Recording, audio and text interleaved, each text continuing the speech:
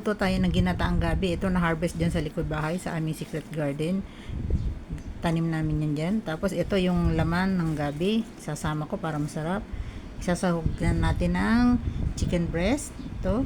Nililis ko na yan. Tapos meron tayo ditong yung ginawa ko din na bagoong na may taba ng baboy.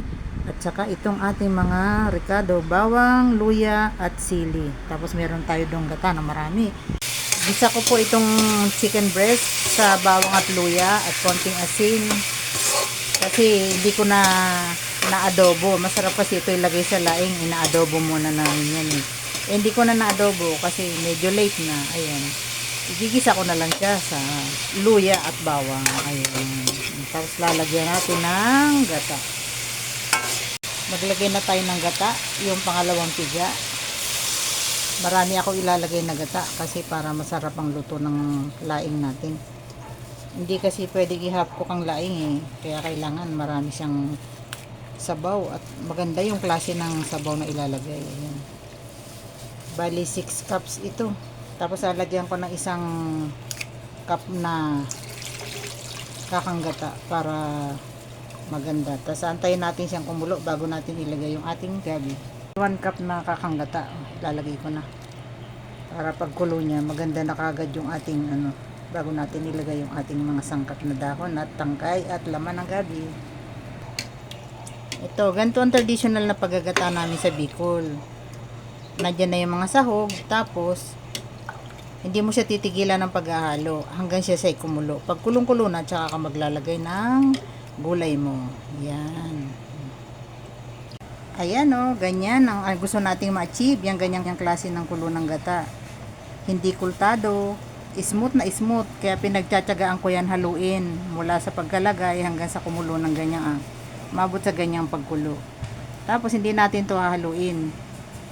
Antayin natin na mag-subside yan habang kumukulo yung gata. Magsusubside yung gulay. Tsaka natin siya babalik na rin. Ayan. Patatahimikin muna natin siya dyan. Nagre-relax. Nag-hotbat sa gatang kumukulo. Ayan po oh. Kumukulo na siya. Bumababa siyang kusa. Kasi naluluto yung ilalim niya. Bago natin siya haluin, kapag pumantay na yung gulay dun, yung gabi dun sa sabaw. Ayan.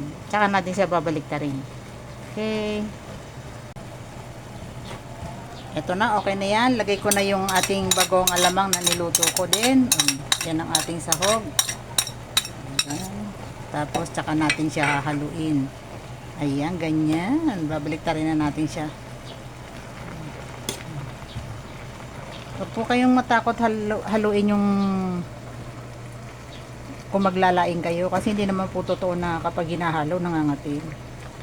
Nasa variety po ng gabi yun. Nasa klase ng gabi. Wala yun sa dahil hinalo nyo.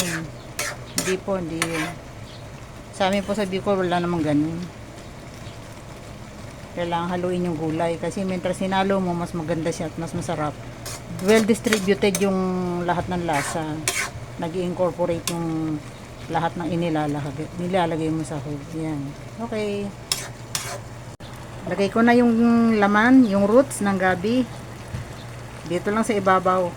Madaling maluto ito eh. Mas madaling maluto ito kaysa sa dahon. Para mamaya, pag pangalawang halo natin, okay na siya. Maglagay na uli ako ng isa pang cup ng kakanggata. Kasi papaluto na siya eh. Tapos meron pa isa doon. Mamaya naman natin nilalagay later. Okay. Balik tayo after nito. Lagay ko na yung panghuli nating 1 cup na kakanggata. Ang sarap. Ang sarap. Ang sarap ng ating gulay. Sarap-sarap niya.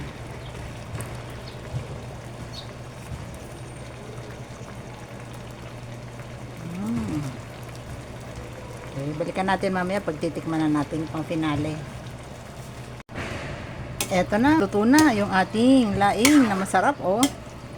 Ganda ang creamy ng gata oh. Tinikman ko na rin siya. Saktong-sakto ang alat. Ang sarap. Approve na. Ito na po yung aking niluto na laing. Kasama yung dahon, tangkay, at saka yung roots nung gabi. Sinama ko para masarap. Creamy. Tara po.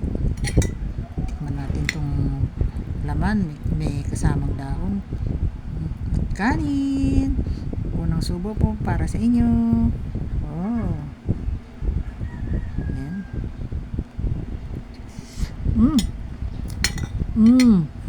Sarap. Approve. Blah blah blah. Thank you for watching. Bye bye.